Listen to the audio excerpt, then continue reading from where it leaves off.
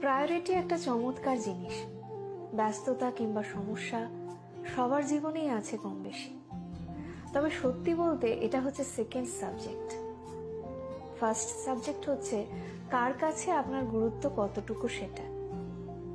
কেউ ওপর থেকে আপনার মেসেজ থেকে সরিয়ে রাখবে, কেউ আবার যথাসম্ভব দ্রুত রিপ্লাই করার জন্য, কনভারসেশন লম্বা করার জন্য চেষ্টা করবে।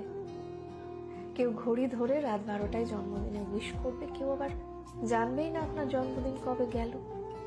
কেউ আপনার পাশে থাকাটাকে গুরুত্ব দেওয়ার জন্য সব ঝড়ঝাপটা অতিক্রমের চেষ্টা করবে, কেউ আবার সরে যাওয়ার জন্য কারণ খুঁজে খুঁজে বের করবে।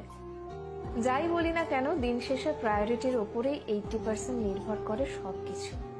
আর এটা আসলেও অন্যরকম জিনিস। কেউ না চাইতেও দেবে, কেউ আবার চাইতেও দেবে না। যারা আমাদের কদর করে, প্রায়োরিটি দেয়, তারা সবসময় ভালো থাকুক আর আমাদের জীবনেই থাকুক।